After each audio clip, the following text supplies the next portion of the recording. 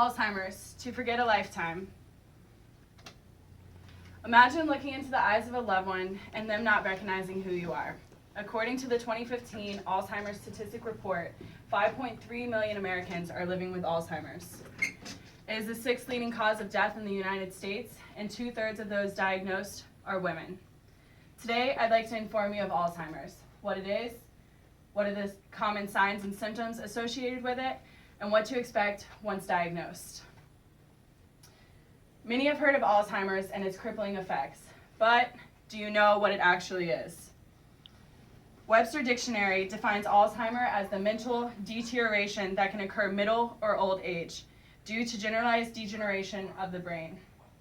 A healthy brain has 100 billion neurons, each with long branching extensions. These connections are called synapses. Synapses allows signals to travel through these circuits, creating the cellular basis of memories, thoughts, sensations, emotions, movements, and skills. Alzheimer's disease interferes with the proper functioning of synapses and neurons. When synapses fails and neurons die, Alzheimer's occurs. The first neurons to malfunction and die are usually in the region of the brain that is associated with forming new memories. An early diagnosis is easily available. So why are so many people diagnosed in the later stages of Alzheimer's? Most people expect to become forgetful as they get older and often see Alzheimer's as just normal aging of the brain and often neglect to see professional help. Only later, when symptoms undoubtedly become unmanageable, do they realize that a problem exists. Typical life expectancy after a diagnosis is 4 to 8 years. An early diagnosis is essential to coping and maintaining a healthy and productive lifestyle for as long as possible. Now that you understand what Alzheimer's is, what are the common signs and symptoms associated with the disease? Who is at risk? Each one of these play a key role in developing Alzheimer's disease. Age, sex, family history, even education. As I have mentioned before, Alzheimer's cannot be prevented, cured, slowed, but there are precautions a person can take early in life to help ensure their health. These foods induce Alzheimer: white breads, flour, sugars, processed meats, margarine, microwave popcorn, and beer. Oscar Lopez once said, individuals progress through Alzheimer's at different rates. As they pass through different stages of the disease, individuals' cognitive and functional abilities decline. The final and advanced stage of this disease takes away the patient's ability to live a daily life, such as bathing, dressing, eating, and using the bathroom. They lose their ability to communicate, recognize loved ones, and become bedbound and reliant on around-the-clock care. Here are the top 10 signs for early detection. Obviously, number 1 being memory loss, confusion with the time or place, changes in mood, decreased or poor judgment. Besides knowing the importance of Alzheimer's and what causes it and the known symptoms associated with it, the big question is, what do you do once diagnosed? There are 7 stages of Alzheimer's. 1 to 2 have no known symptoms. Only the person that's experienced them will notice the decline in cognitive effects. 3 to 5 will have problems performing daily tasks and will have trouble making simple decisions. Stages 6 and 7, like I recently mentioned, will require around-the-clock care. And stages 3 to 5 are the part where patients are most diagnosed.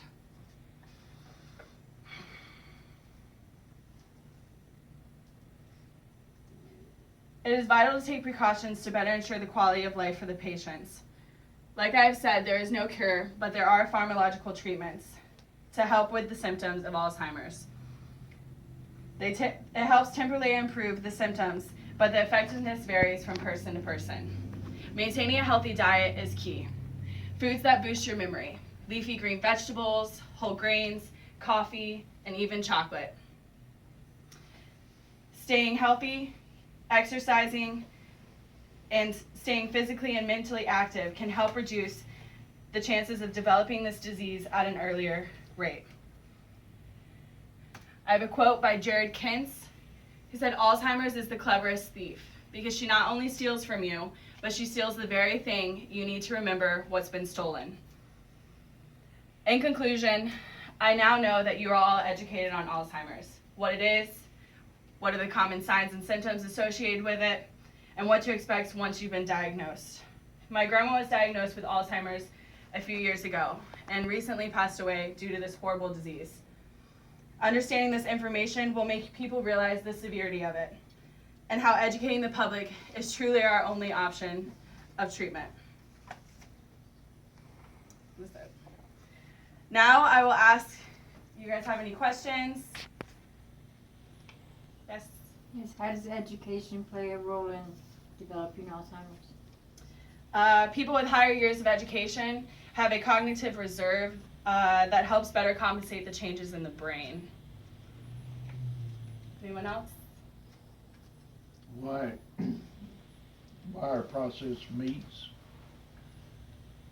linked to Alzheimer's?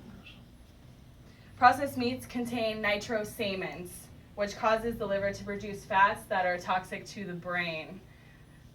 Each of those foods that I listed contain things that encourage Alzheimer's and induce it. So now we can go ahead and go on to the critique session. Kayla, if you want to come up here and ask anyone what I did good, what I did wrong, what I can improve on. So, what do you think she did good on? What do you think she could improve on? I thought you presented the facts in a way that you could remember them. Anyone else? I think her attention to detail was amazing, and I thought she didn't overload us with too much information, just enough for us to be aware of this disease.